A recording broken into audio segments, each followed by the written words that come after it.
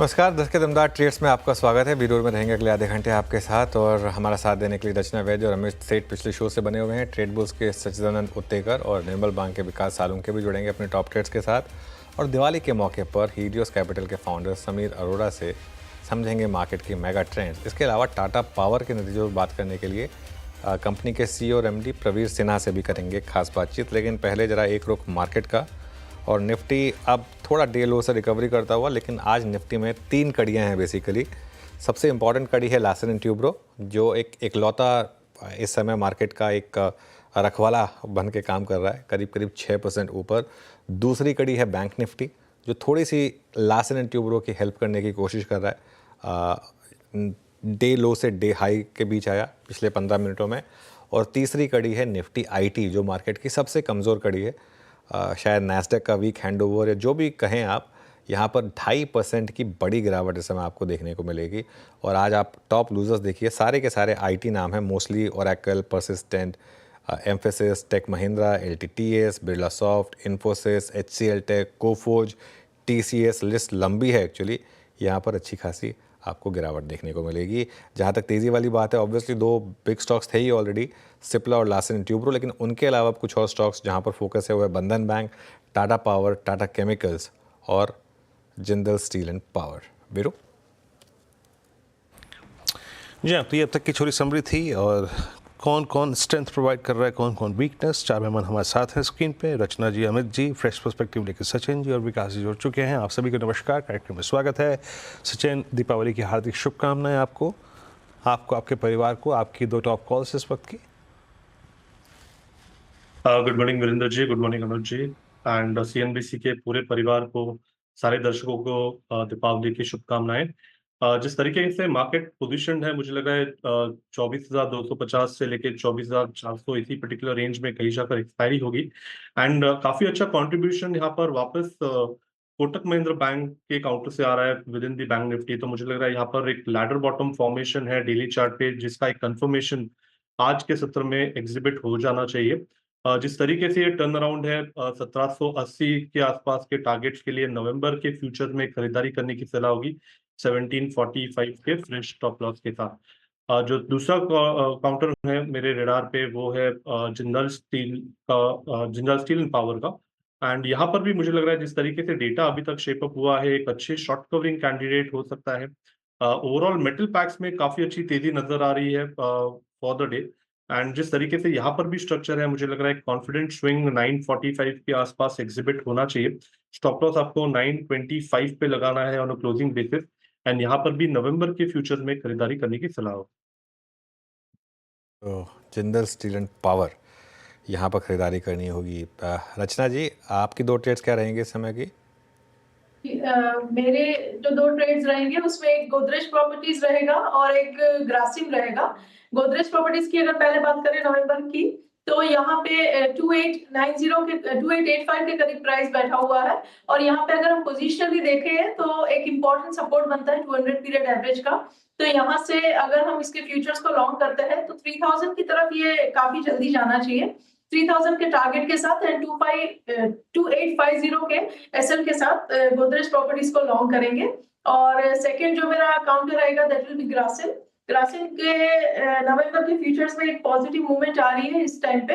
और काफी दिन की प्राइस एक्शन में नया लो नहीं बना है। तो मेरे हिसाब से ये 2730 की तरफ जाना चाहिए काउंटर, 2670 पे SL होना चाहिए। ओके, ग्रासिम आपका यहाँ पे स्टॉक इस वक्त जो आपने पिक किया। विकास, गुड मॉर्निंग, आपके टॉप कॉल्स, दीपावली की शुभकामनाएं आपको। गुड मॉर्निंग वीरेंद्र जी और अमित जी, और मेरी तरफ से पूरे CNBC व्यूअर्स को हैप्पी दिवाली। देखो, ओवरऑल मार्केट का सेटअप अभी भी थोड़ा वॉलेटाइल यहाँ पे देखने मिल सकता है। तो मेरा एक शॉर्ट कॉल रहेगा, एक बाय कॉल रहेगा। बाय कॉल में मैं PSU बैंक के साथ जाऊंगा। मुझे SBI स्ट्रांग लग रहा है। SBI में जिस हिसाब से 2 दिन में हमने देखा है कि अच्छा अपमूव देखने मिल रहा है, तो ऊपर में लगता है कि 842 के टारगेट के लिए SBI को यहाँ पे बाय करना है। और नीचे में आज के डे लो का 816 का एक स्टॉप लॉस लगा के इसको इसको कैरी कर सकते हैं। इसका डेली चार्ट पे कल हमने देखा था कि एक थोड़ा सा इनसाइड कैंडल बना था, लेकिन 2 दिन में जो अच्छा ब्रेकआउट देखने मिला है, तो मुझे लगता है 842 के टारगेट के लिए इसको बाय करना है। सेल साइड में मुझे लगता है वोल्टास अभी भी वीक है। कल भी पूरे दिन में हमने देखा था कि यहाँ पे एक प्रेशर बिल्ड होते हुए देखने मिला था, तो नवंबर सीरीज में इसको शॉर्ट करना है। यहाँ पे 1700 का स्टॉप लॉस लगाना है। नीचे में 1570 के आसपास का मुझे लगता है एक रिट्रेसमेंट कंप्लीट करनी है जाएगा। अभी फिलहाल तो 100 डीएमए के नीचे भी ट्रेड करते हुए देखने मिल रहा है, तो मुझे लगता है नीचे की तरफ ये और भी प्रेशर बिल्ड होते हुए देखने मिल सकता है। तो जो रिट्रेसमेंट रेंज आ रही है वो 1570 के आसपास की है, तो उल्टा यहाँ पे शॉर्ट करना है 1570 के टारगेट के लिए 1700 का स्टॉप लॉस। तो ये हो गई इस समय की फ्रेश पिक्स विकास जी की। अमित जी, आपकी ट्रेड्स रह गई हैं, बताइए क्या पिक कर रहे हैं इस समय? जी, टाटा केमिकल में यहाँ हम एक स्ट्रांग मूव देख रहे हैं। ओवरऑल स्ट्रक्चर पॉजिटिव, और जिस हिसाब से यहाँ पे पुल बैक स्विंग है, पुल बैक आ रहा है, एक बाय का कॉल यहाँ पे 1156 का प्राइस है। स्टॉप लॉस रहेगा लगभग 1144 का, और टारगेट्स रहेंगे 1175 के। दूसरा स्टॉक मेरा रहेगा federal bank. Federal bank is also on the verge of 52 week high. यहाँ पे भी स्ट्रक्चर काफी स्ट्रांग है, और इसकी relative strength of the stock is very good. 205 का प्राइस है, 202 का स्टॉप लॉस रहेगा, और 210 के टारगेट्स रहेंगे फेडरल बैंक में। ये फेडरल बैंक ये हो गई इस समय की पिक। चलिए अब दिवाली के मौके पर ट्रेडिंग को छोड़कर थोड़ा मेगा ट्रेंड्स डिस्कस करते हैं। हमारे साथ हीलियोस कैपिटल के फाउंडर समीर अरोड़ा जुड़े हैं, जिनके पास इन्वेस्टिंग में करीब 3 दशक का अनुभव है। और समीर जी पिछले 20 सालों से CNBC आवाज़ के साथ जुड़े हुए हैं। उनसे समझते हैं कि अगली दिवाली तक क्या करना है। समीर जी, गुड मॉर्निंग। सिंगापुर में तो आज ही दिवाली सेलिब्रेट हो रही है, वैसे खैर हो तो यहाँ भी रही है, यहाँ बस छुट्टी नहीं है, लेकिन आपके यहाँ पर छुट्टी है, तो सबसे पहले दिवाली की बहुत बहुत शुभकामनाएं। और कैसा फील कर रहे हैं इस दिवाली पर? हैप्पी दिवाली जी। इस बार हम दोनों छुट्टियां ले रहे हैं, एक इंडियन हॉलीडे और एक सिंगापुर हॉलीडे, आज और कल दोनों। चलिए ठीक है, हम दोनों दिन काम कर रहे हैं वैसे समीर सर, हम आज भी काम कर रहे हैं, हम कल भी काम करेंगे। करेक्ट। हाँ, लेकिन कैसा फील कर रहे हैं मार्केट को लेकर? थोड़ा सा प्रेशर आया, पिछले ये महीना काफ़ी ख़राब रहा है और अब तक की सबसे बड़ी FI की सेलिंग। एक्चुअली क्या है जी, एक्चुअली अगर मैं अपने लॉन्ग शॉर्ट फंड की तरफ से बात करूं तो ऐसे महीने नहीं आएंगे तो हम कभी आउट परफॉर्म ही नहीं कर सकते। अगर एक तरफ का बुल रन हो तो हमें मजा नहीं आता लॉन्ग शॉर्ट फंड में, लेकिन अब हमारे लॉन्ग ओनली फंड भी काफी हो गए हैं, तो इसलिए कभी किसी को होता है फायदा, किसी को नुकसान। बट बिग पिक्चर अगर आप सोचें तो इस दिवाली से अगली दिवाली तक के रिटर्न्स को अच्छा करने के लिए ही ये महीना खराब रहा है। तो आप इसको ऐसे सोचें कि आपको अगले साल में थोड़ा प्रेशर कम रहेगा। बट मैं आपको कुछ स्टैट्स देना चाहता हूं और आप अपने आप भी टेस्ट करके दिखा सकते हैं लोगों को। आप last 3 years, 5 years, 7 years, 9 years, 10 years, 15 years, 20 years, 25 years का निफ्टी इंडेक्स रिटर्न देखें एनुअलाइज्ड, उसमें लोएस्ट रिटर्न लास्ट 3 इयर्स का है जी, लोएस्ट। अगर आप NSE 500 इंडेक्स लें तो it is not the lowest, but it is plus minus 0.5% of आप जो बाकी नंबर्स देखेंगे। सो ये जो मार्केट, मुझे लगता नहीं था ये रिजल्ट्स के पहले, मैं 2 बातों में हो रहा है कि वैल्यूएशन बहुत ज्यादा हो गई थी लार्ज कैप की या 500 इंडेक्स की, जिसमें कुछ लार्ज और कुछ मिड। बट अगर आप separately mid and small cap के इंडेक्स देखें तो बहुत ज्यादा फर्क है हिस्टोरिकल रिटर्न से। मतलब नॉर्मली ये रिटर्न 2-3% ज्यादा होते हैं पर एनम, और अगर आप लास्ट 3 और 5 साल देखेंगे तो ये 10% ज्यादा है। That means mid cap index और स्मॉल कैप इंडेक्स के रिटर्न लार्ज कैप इंडेक्स से और 500 इंडेक्स से 8-10% ज्यादा है पर एनम फॉर 3 इयर्स। तो इसमें सिंपल बात है कि आप जो भी रीजन ढूंढे या ना मिले या समझ ना आए, एंड में ये नहीं हो सकता डिफरेंस, ये नहीं हो सकता। आप जो मर्जी बोलो कि इंडियन पब्लिक खरीद रही है, डोमेस्टिक फंड मैनेजर खरीद रहे हैं, क्योंकि जो चीज 100 साल से नहीं हुई, जो 50 साल से नहीं हुई, जो 25 साल से नहीं हुई, वो सडनली नई चीज बन जाए कि लोगों को मिड कैप को 10% पर एनम ज्यादा रिटर्न देना, वो नहीं चल सकता। ये है मेरी बिग पिक्चर। तो इसलिए अगर आप मार्केट की बात करेंगे, मार्केट बुरी नहीं है इस बेसिस पर कि जी बहुत बढ़ गई है, लेकिन इस क्वार्टर के रिजल्ट थोड़े गंदे आए हैं, वो नई स्टोरी है। तो उसके लिए मुझे लगता है कि अब मार्केट थोड़ी नैरो हो जाएगी इन द सेंस कि जो क्लियर विजिबिलिटी है जिसमें 6-9 महीने की ग्रोथ की, सारे हमारे फंड मैनेजर्स इंक्लूडिंग मी उस तरफ ग्रेविटेट हो जाएंगे, क्योंकि जो अभी डिसअपॉइंट कर रहा है, वो मुझे नहीं लगता कि 3 महीने बाद वो सडनली कहेगा कि मेरी प्रॉब्लम्स खत्म हो गई हैं। तो थोड़ा वो जो बिग पिक्चर है कि कुछ भी मार्केट में ले लें या मिड कैप ले लें या स्मॉल कैप ले लें, वो सब खत्म होके लार्जर कैप और may be larger of the mid cap में जो हाई विजिबिलिटी है, खाली उसमें ज़्यादा हमारा तो इंटरेस्ट उसमें रहेगा। ओके। तो नहीं समीर साहब, बिल्कुल सही बात कही आपने। मैं उस पर आ रहा था कि काफ़ी नंबर्स इस बार ख़राब आए हैं। उसमें एक चीज़ जो स्टैंड आउट की, लेकिन वो ये कि बैंकों में मिक्स बैग रहा। एक तरफ तो इंडसइंड बैंक के हाउलर आए, लेकिन दूसरी तरफ एचडीएफसी बैंक और आईसीआईसीआई बैंक ने काफ़ी शानदार नंबर्स भी पेश किए। तो क्या अब मार्केट वापस क्वालिटी की तरफ बढ़ेगा? ये क्वालिटी खाली बैंक्स में कह सकते हैं, बाकियों में नहीं कह सकते। I will explain. But banks में ना एक्चुअली क्या है, जैसे हमारा तो फाइनेंशियल सेक्टर फंड है, लेकिन उसमें ना आरबीएल बैंक था, ना इंडसइंड बैंक था, ना आईडीएफसी फर्स्ट था, ना बंधन बैंक था। क्यों? और पहले होते थे दो इनमें से, लाइक 4-5 महीने पहले। अरे 4-6 बार तो आरबीआई बोल चुका है कि जी माइक्रो फाइनेंस में प्रॉब्लम है। उन्होंने 6 बार तो सब कंपनियों ने रिपोर्ट किया कि हमें बोला गया है कि आप ये कंज्यूमर लेंडिंग, अनसिक्योर्ड लेंडिंग कम करें। उसके बाद भी लोग लगे रहते थे। वो उसको बुल रन बोलते हैं। जब नॉर्मल रन होता है तब आदमी अखबार पढ़ के कहते नहीं यार इसमें ज्यादा बोल रही है गवर्नमेंट, या इसमें ज्यादा रेगुलेटर बोल रहा है, कुछ होगा। अब उसमें सरप्राइज होना वो सबसे बड़ी बेवकूफी है मेरे हिसाब से, बिकॉज ये कम से कम 5-6 महीने से चल रहा है। जब सबसे पहले आई फॉरगेट कौन से महीने में हुआ, जब पेटीएम ने वो अपने 2-3 जो उसके वो थे पार्टनर लेंडर्स, उनके साथ कहा कि मैं नहीं प्रोग्राम रन कर रहा। मतलब ये 6 महीने से स्टोरी चल रही थी कि अनसिक्योर्ड लेंडिंग बहुत ज्यादा हो गई है और आरबीआई इससे नाखुश है। लेकिन वो क्यों नाखुश है? क्योंकि उनको उस वक्त लग रहा होगा कि ये कुछ गलत, मतलब ज्यादा हो रहा है, लेकिन उसके बाद अब लोग आज उठ के सरप्राइज हो जाए। तो इसलिए मैं कह रहा हूं कि सारी चीजों में ना विजिबिलिटी बड़ी हाई थी। ऑटोमोबाइल सेक्टर में कम से कम 4 महीने से तो मैंने आपके टीवी में या मे बी आपके इंग्लिश वाले में देखा है, वो फाडा वर्सेस कंपनीज कह रही हैं कि डीलर मतलब ज्यादा इन्वेंट्री है, वो कह रहा है नहीं कम इन्वेंट्री है, वो कह रहा है 6 महीने की। ये आपने ही होस्ट किए हैं डिबेट्स। उसके बाद सरप्राइज हो जाओ कि आज ये कारें नहीं बिकी या 3% बिक रही हैं। किसको इंटरेस्ट है इस कंट्री में कि 3% ग्रोथ हो वॉल्यूम की, और उसके लिए लोग शेयर खरीदें? बट ये सब चीजें पता थी। फाइनेंशियल सेक्टर में क्या है कि फाइनेंशियल सेक्टर में जो रिस्ट्रेंट था, जो बड़ा था, हु कैन हैंडल, वो चल गया। तो बस वो क्वालिटी बैंक्स में मैं कहूंगा पक्का। बट जैसे कंज्यूमर वगैरह में क्वालिटी की बात नहीं है, वो उनकी ग्रोथ ही नहीं है, तब क्वालिटी का क्या करें उनके? क्योंकि क्वालिटी हम जनरल अगर मार्केट में बात करते हैं तो लोग करते थे ये private sector banks and mostly consumer and IT, correct? Because ये बड़ी ओल्ड बिग लार्ज कंपनीज। अब उसमें कंज्यूमर कंपनीज की ग्रोथ नहीं है, तो आप उसको क्वालिटी कह के क्या खरीदोगे उनमें? वो साबुन तेल वाली कंपनियां, मुझे तो समझ नहीं आती। अच्छा समीर सर, नमस्कार, दीपावली की शुभकामनाएं। वीरेंद्र बोल रहा हूँ। मैं इनफैक्ट ऑटो पे आने ही वाला था सर, लेकिन उससे पहले आपको आपकी उस कॉल के लिए बधाई देता हूँ। पेटीएम आपने जहाँ पे ऐड किया वहाँ से लास्ट टाइम भी बात हुई थी हमारी, सही रहा, स्ट्रॉन्ग ग्रिप में आपके इस वक्त। अच्छा, ये ऑटो आपका शॉर्ट था क्या? और शॉर्टिंग में सारे शॉर्ट है। हाँ, इस महीने भी अप है सर, मैं वो देख रहा था, मैं एग्जैक्ट। अच्छा, और शॉर्ट साइड पे क्या क्या है आपके मुताबिक, जहाँ पे आपको अर्निंग्स शॉकर भी मिल रहे हैं और आपका शॉर्ट साइड पे पड़ा भी है वो? सबसे ज्यादा तो ऑटो ही है, अभी देखें क्या होता है।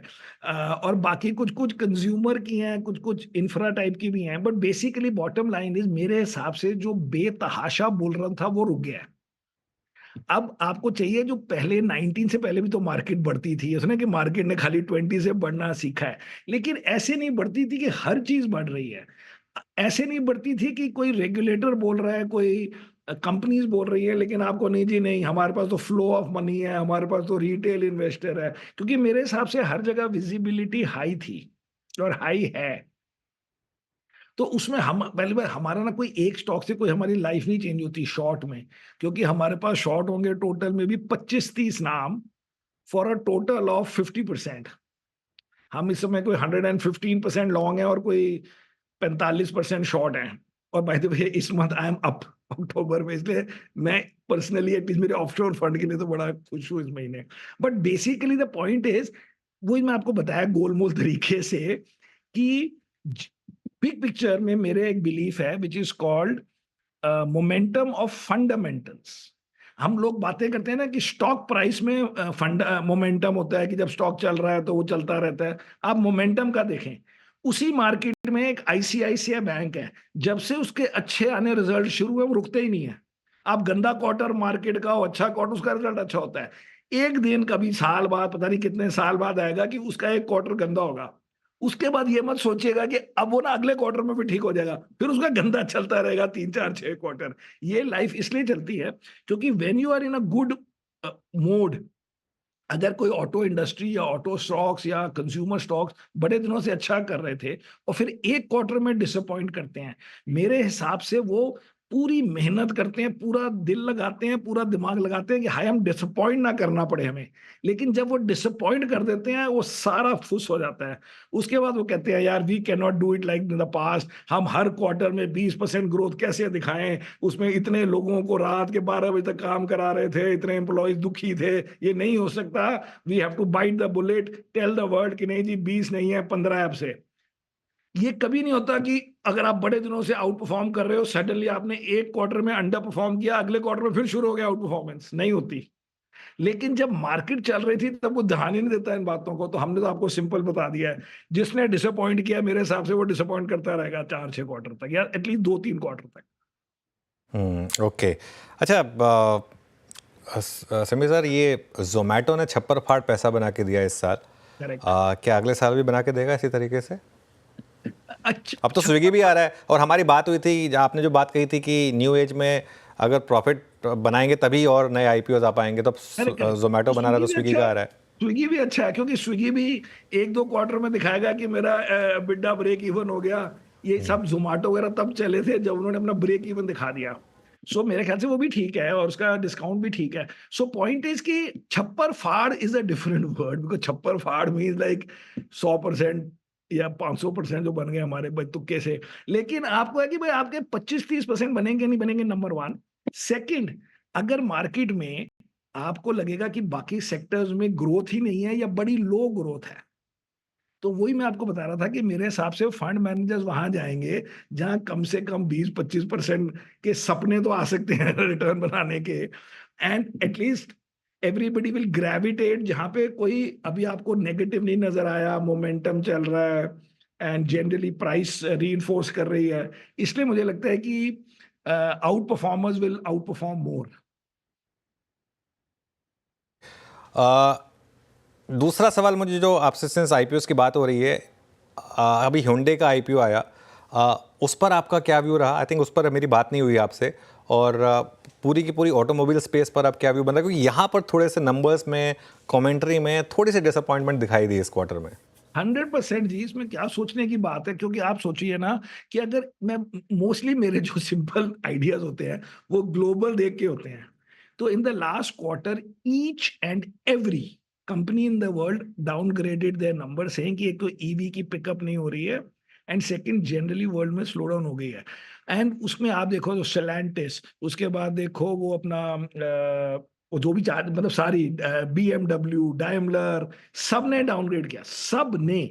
और हमारे यहाँ ये बात नहीं करते हैं, लेकिन बीच बीच में इन रिजल्ट से पहले आया कि वो जो बिगेस्ट कंपनी है वो शायद अपना प्लांट बंद कर देगी दिसंबर में। ये न्यूज़ की कुछ लॉजिक होती है, लेकिन हमारे यहाँ कंपनियां डिस्क्लोज नहीं करती हैं, खाली डिसअपॉइंट करते हैं। बट बिग पिक्चर में उसका तो होंडे का तो मैंने आपके या किसी चैनल में भी बोला था कि मेरे हिसाब से पार पे खुलेगा। अब वो पार से भी नहीं खुला, बट हमने तो ना लिया ना कभी लेंगे ये सब कंपनियां अभी। अच्छा, एक दो व्यूज़ आपके और जो कि बहुत टाइमली सटीक गए समीर जी, उसमें आईटी था। अब आईटी को आपने टाइमली पिक भी किया, लास्ट कन्वर्सेशन में भी हमारे साथ आप अपने उस व्यू पे काबिज रहे थे। नंबर्स आपने देखे, झुकाव आपका किस पर है इस वक्त? आईटी में, मिड कैप आईटी में ज़्यादा है क्या इस वक्त, या फिर लार्ज कैप आईटी में? आईटी में हमने काफ़ी ले लिए हैं, क्योंकि आईटी में क्या है कि इट्स नॉट कि कोई बड़े अच्छे नंबर आ रहे हैं, लेकिन अभी इसी इन्वायरमेंट में चूज कर रहे हैं जो इन्वायरमेंट बहुत आसान नहीं रहा है। तो आईटी हम इसलिए ले लेते हैं प्रोपोर्शन में, अब हमारा कोई 14, 15, 13-14% होगा आईटी। अगर आप और भी कंपनियों को गिनेंगे आईटी जैसे इंडिजीन वगैरह, तो चलो वो भी आईटी है वैसे, but as I was saying मैं आईटी 2 पार्ट्स में गिनता हूँ। एक तो ये बिग ऑब्वियस 4-5 कंपनियां होती है, उसमें 2-3 ले लो, इन्फी, टीसीएस, एचसीएल टेक वगैरह जो है, उनमें 4-5 में से जो था। और एक होता है ये छोटी-छोटी नीश कंपनीज जिसको आप स्मॉल कैप, मिड कैप कह रहे हैं, बट हमको कईयों को आईटी से रिलेट नहीं करते इन द सेंस कि वो most of the market moves अगर जैसे इन्फोसिस, टीसीएस बोलेगा उस हिसाब से बाकी प्लस माइनस चलते हैं with higher beta, lower beta.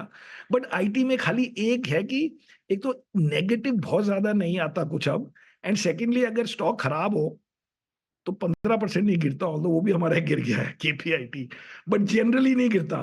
सो अभी उसको आप मतलब हम होल्ड मोड में हैं, मतलब वी बाय, बट हम ये मतलब कह रहे हैं कि ये नहीं कोई बड़े मैसिव रिटर्न बन जाएंगे, but relative to the market it is a good choice. अच्छा अच्छा सर, ये जो लॉन्ग शॉर्ट फंड था आपका, या फिर शॉर्ट साइड में स्पेशली अगर मैं बात करूं, हाँ नहीं जी, मेटल्स में से आपने कुछ रखा हुआ है क्या, स्पेशली वो जो, हाँ मैंने अभी कुछ रखा हुआ है क्या शॉर्ट साइड में मेटल्स में, या फिर मेटल्स पे व्यू क्या? हाँ जी बिल्कुल रखा हुआ है, क्योंकि उसमें क्या है, लोगों ने यहाँ पे स्टोरी बनाई कि चाइना में कुछ the government is trying to promote, तो इसलिए चाइना, बाय द वे अभी आपने रिसेंटली देखोगे कंपनी है अपोलो ट्यूब्स, उसका पाइप या ट्यूब जो भी नाम है पूरा एपीएल, उसका आप देखिए वो कहता है जी मैंने पता नहीं 150 करोड़ खाली प्राइस इन्वेंट्री लॉस से हो गया। दैट मीन्स ये प्राइसेस है एक्चुअल जो आपको नजर नहीं आ रही है कि एक कंपनी 150 करोड़ का लॉस ले रही है ऑन इन्वेंट्री, और वहां पे दूसरी तरफ से हम मेटल कंपनी को बोल रहे हैं कि उनकी प्राइसेस बड़ी अच्छी मिलने वाली हैं। कोई नहीं किसी को मिलने वाली मेरे हिसाब से, बट एक बिग पिक्चर में समझिए। तो चाइना से ये एक्साइट हो गए लोग कि जी चाइना में स्टिमुलस आने वाला है, लेकिन चाइना के अगर आप फोटोज देखें, हाउसेज वगैरह देखें, उनकी अभी इतनी हिम्मत नहीं है कि वो नए हाउसेज बनाने लग जाएं या नए रोड्स बनाने लग जाएं या इररिलेवेंट इंफ्रास्ट्रक्चर बनाने लग जाएं। वो अभी कोशिश कर रहे हैं कि जो बने हुए मकान है या मे बी 90% कंप्लीट है, जैसे हमारे यहाँ हुआ था, कि उनको कंप्लीट करके जो भी लॉस वगैरह लेके या सब्सिडी देके या इंटरेस्ट कॉस्ट कम करा के उनको बेचा जाए, उसको हटाया जाए। इतना आगे पहुंच गए हैं लोग कि चाइनीज स्टिमुलस मींस कि there be a demand for commodities, और मुझे तो बहुत बड़े सपने लगते हैं जी, वो तो बहुत बात की बात है। अभी पहले बेसिक चीज नहीं हो रही चाइना से। अच्छा, जब भी आप आते हैं बातचीत में, कभी ना कभी किसी सेक्टर को लेकर एक सरप्राइज जरूर आता है। तीन बातचीत पहले आईटी पर आपका व्यू चेंज हुआ, उसने अच्छा पैसा बना के दिया। आपने पेटीएम की बात की, एक बार इंडियन होटल से बातचीत हुई थी। ऐसी कोई हाल फिलहाल में घूमते फिरते कोई मैनेजमेंट से आपकी बातचीत हुई, बड़ा इंप्रेस किया हो, आप लोगों ने ऐड किया कोई स्टॉक जिस पर आप खुल के बात कर सकते हैं? मैनेजमेंट से नहीं होता जी, ये तो आपको कनेक्ट करने पड़ते हैं डॉट्स। वो मैनेजमेंट को भी नहीं पता होता कि वो अच्छे हैं कि गंदे हैं, क्योंकि हर आदमी सोचता है कि वो बढ़िया कर रहा है। बट मेरे हिसाब से बिग पिक्चर में, बिकॉज अभी हमें चाहिए, नॉट कि पूरी मार्केट से तो मिलेगा नहीं, लेकिन हमें चाहिए कहाँ पे 20-25% अर्निंग ग्रोथ आए और उसकी वैल्यूएशन बहुत ज्यादा वाइल्ड ना हो, राइट? या फिर आपको लगे कि 25-30% 2-3 साल तक आए, फिर ठीक है। मेरे हिसाब से वो जो तीनों प्लेटफॉर्म वाली हैं, उन तीनों में ये होगा। इसलिए वो तीनों हमारी, अगर ऐसे पूछे तो फेवरेट कंपनीज हैं आजकल। उनमें कोई हम बहुत ज्यादा पैसे नहीं डालते हैं, but on the margin that is the thing in a new sense. मैं ये आपको बता रहा हूँ, मुझे लगता है कि मार्केट का रैंडमली मूव करना कि ये हो गया वो हो गया, वो खत्म हो गया है अभी के लिए। सेकंड, कई सेक्टर्स में अभी अभी उन्होंने मतलब 10 दिन पहले अगर डिसअपॉइंट किया है और 5% स्टॉक गिर गया है, बट अदरवाइज 2 सालों में 100-200% अप है, तो किस बात के लिए हम कहेंगे हाँ जी वो डिस्काउंट हो गया? बिकॉज आप भी बताइए कि अगर इस महीने कार सेल नहीं हुई, या चलो कार छोड़ो दिवाली वगैरह से हो गया, लेकिन अगर इस महीने में कुछ और कंज्यूमर चीज नहीं सेल हुई, तो अगले महीने में क्या चेंज हो जाएगा इस वर्ल्ड को? इन चीजों में अब लगेगा टाइम। सो देयरफॉर जिसने अच्छा परफॉर्म किया है, जिसने इस क्वार्टर के रिजल्ट अच्छे दिए हैं, one more thing we have decided more or less, कि अब हम अगर जैसे हमारे को फ्लोज वगैरह आते हैं, जिसका भी रिजल्ट नहीं आया वो नहीं हम ले रहे अभी, क्योंकि अब इस वक्त punishment for a bad result is very high. लेकिन रिजल्ट अच्छा आ जाए, उसका 2-3% बढ़ भी जाए, ना बढ़े, एटलीस्ट आपको लगता है चलो 4-6 महीने क्लियर हो गए। बिकॉज एज आई सेड, मुझे लगता है कि जो अच्छा कर रहा है अभी, वो अच्छा करेगा अभी फॉर नेक्स्ट 6-9 मंथ्स। फिर बीच में may be interest rate cut होंगे, कोई एफआई फ्लो शुरू होंगे, फिर कोई नई सोची जाएगी। बट अभी के लिए we are trying to go through this phase only looking for the guys who are already doing well, not trying to discover the ones कि अभी गंदा कर रहे हैं अगले महीने अच्छा करेंगे, वो आसान काम नहीं होता। एक आखिरी सवाल मेरी तरफ से, आपके पोर्टफोलियो में फार्मा स्टॉक्स हैं क्या कोई? क्योंकि पिछले कुछ दिनों में थोड़ी करेक्शन आई है यहाँ पर, हालांकि काफ़ी आउट परफॉर्म किया था इन्होंने। हाँ जी, मेरे पास पीरामल फार्मा है बस एक, और हमारे इंडिया वालों के पास एक दो और हैं, लाइक नहीं सिप्ला नहीं है उनके पास एक दो और है, आई फॉरगेट कौन से हैं, बट मेरे पास तो पीरामल फार्मा है, नहीं तो हॉस्पिटल है। क्यों, क्या इस पर अब लार्जली अगर सेक्टर्स एक अगर व्यू हो आपका इस पर थीम पर तो? नहीं, ये भी बुरा नहीं है, अभी के लिए बुरा नहीं है, because actually as I said we are trying to be defensive, but defensive ऐसा नहीं होना चाहिए कि जी 3% ग्रोथ होती है। मुझे लगता है कि जो कंज्यूमर स्टेपल है उसमें लोग ये एसोसिएट करते थे कि बारिश हो गई तो लोग कंज्यूमर स्टेपल स्टॉक खरीदते थे, जब हम 90s में ऐसे करते थे।